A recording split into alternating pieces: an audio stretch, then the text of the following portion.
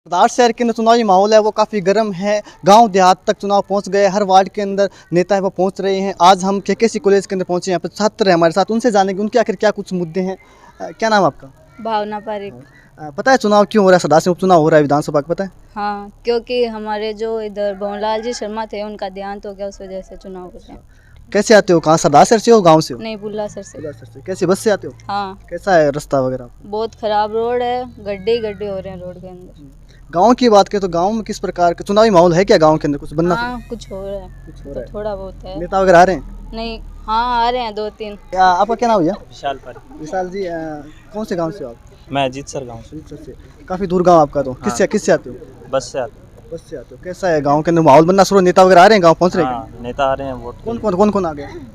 अशोक पिंचा आ गए और लालचंद मुंडा आ गए और अनिल शर्मा जी भी आ गए। किसकी सभा अच्छी लगी? सभी नेता आ गए आपको तो? मैंने तो देखी। देखे नहीं है। तो गांव में कुछ माहौल है क्या? चुनाव की चर्चा होनी शुरू हुई गांव में? हाँ, शुरू हो रही। क्या मुद्दे हैं गांव के अंदर?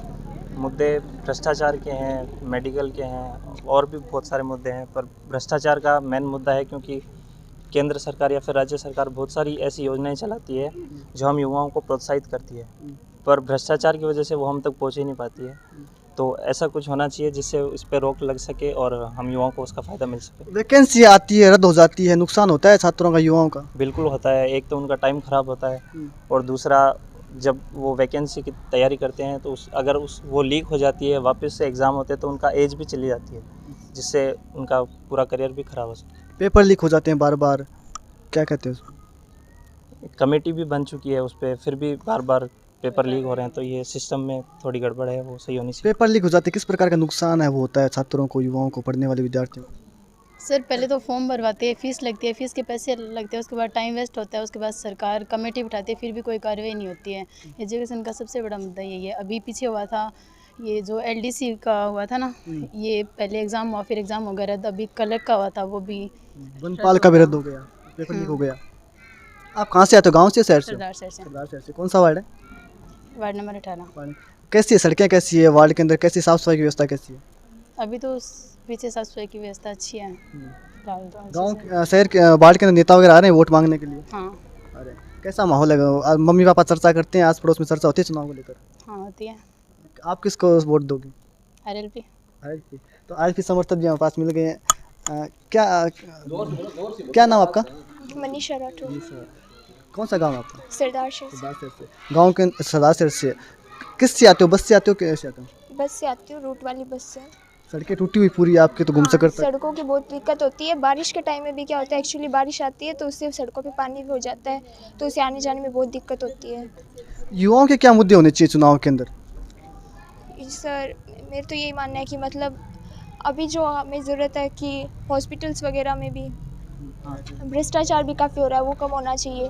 हॉस्पिटल में शहदाशे में लेडी डॉक्टर नहीं है, तो लेडी डॉक्टर भी होनी चाहिए, मेरा तो यही मानना है।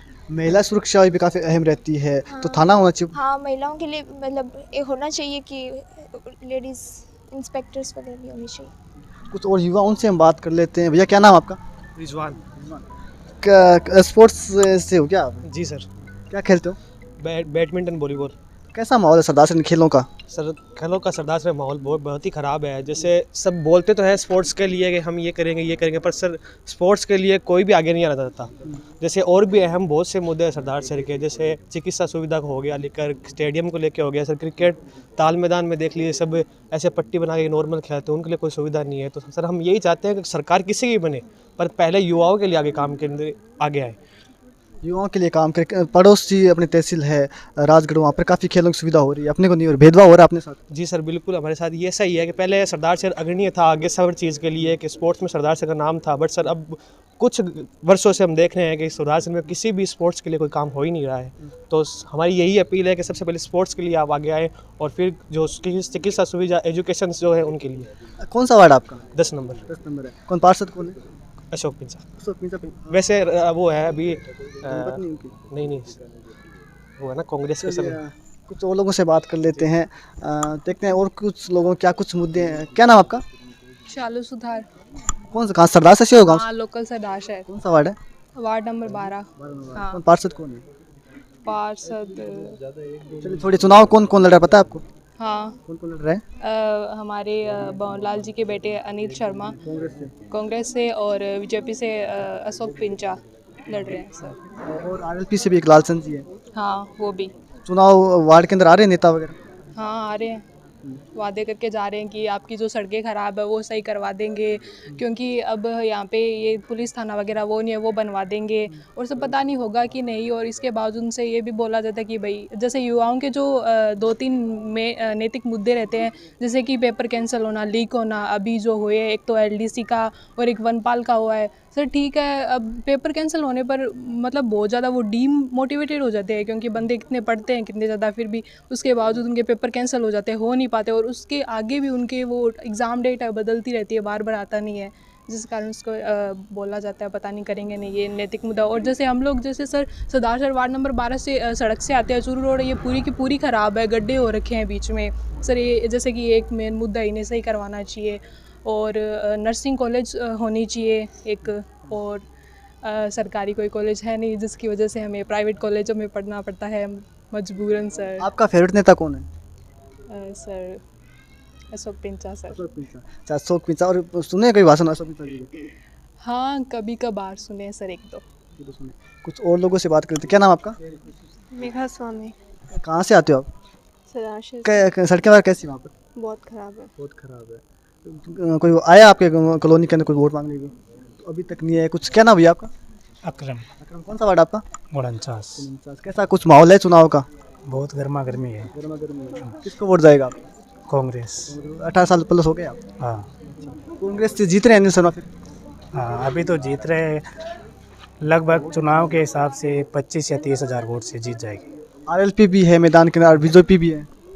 आरएलपी की और कांग्रेस की टक्कर हो सकती है। बीजेपी लाइन में नहीं है। बीजेपी अभी तीसरे नंबर तो पे। हंसी आई ये सवाल ये बोलकर, हंसी किस बात की है आपको?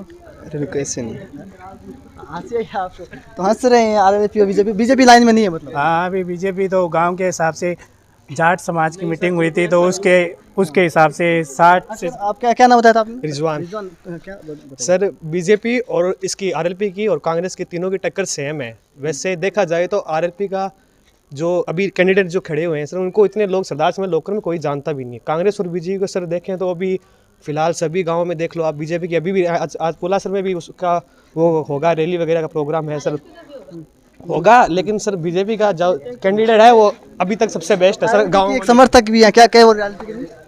सर अभी आरएलपी का भी हनुमान बेनीवाल काफ़ी ज़ोरों शोरों से चल रहे हैं। और अभी सरदार शहर में है वो कब से, तो अभी ये सरदार शहर पुलासर इधर जितने भी चूरू की तरफ गांव है तभी उनका दौरा है अभी कल से, और आज भी है सर। आरएलपी की आप पक्की समर्थक लग रही हो, पक्की समर्थक हो। कभी किसके भाषण अच्छे लगते हैं आपको? हनुमान बेनीवाल। सुनते हो आप? हाँ। तो आरएलपी के समर्थक भी हैं और कुछ और लोगों से बात। क्या नाम बहन आपका? खुशी। कौन से वार्ड से आते हो? मैं आर्ट चाहती हूँ। हाँ क्या पढ़ रहे हो आप? BCA फाइनल ईयर में। सरदार सर से हो? कैसे गाँव के अंदर माहौल, अब शहर के अंदर माहौल बनना शुरू हो चुका है? हाँ अभी है बहुत ज़्यादा, वहाँ देख रहे हैं पुलिस वगैरह, तो माहौल बहुत अच्छा है अभी चुनाव के लिए। जोनक है सरदार शहर में? हाँ ये कह सकते हैं। वोटों की बात करें तो क्या कुछ मुद्दे युवाओं के होने चाहिए चुनाव के अंदर? मेन ये सफाई वाला ही है अभी, क्योंकि यहाँ देखो हॉस्पिटल में भी सबसे ज़्यादा वो पान वगैरह खा के वहीं थूक देते हैं, रोड पे इतना सारा कचरा रहता है। तो मेन ये है कि क्योंकि उसकी वजह से हम लोग सारे बीमार होते हैं सबसे ज़्यादा। और पानी को लेके भी है कि पानी नहीं आता, गर्मी में तो सबसे ज़्यादा पानी नहीं आता है, तो उसको लेके सबको प्रॉब्लम, जो अफोर्ड नहीं कर पाते उनके लिए और ज़्यादा प्रॉब्लम हो जाती है, क्योंकि हॉस्पिटल में उनकी ज़्यादा रसीद लगती है, पैसे भी बहुत ज़्यादा लगते हैं, इसलिए अफोर्ड नहीं कर पाते हैं। तो अपने अपने चुनाव हैं, अपने अपने चुनावी मुद्दे हैं, युवाओं की अलग अलग राय है, अलग अलग वादे हैं, अलग अलग नेताओं के दावे हैं, लेकिन युवा वो किसके ऊपर विश्वास करेगा, ये 5 तारीख को इनका फैसला होगा। 5 तारीख को ये मतदान करेंगे और 8 तारीख को परिणाम आ जाएगा, 8 तारीख को इनका जनादेश आ जाएगा। तो देखने वाली बात ये होगी कि आखिर इस चुनाव के अंदर कौन भारी किस पर पड़ता है। सरदार शहर से दिव्य न्यूज़ के लिए गजेंद्र सिंह।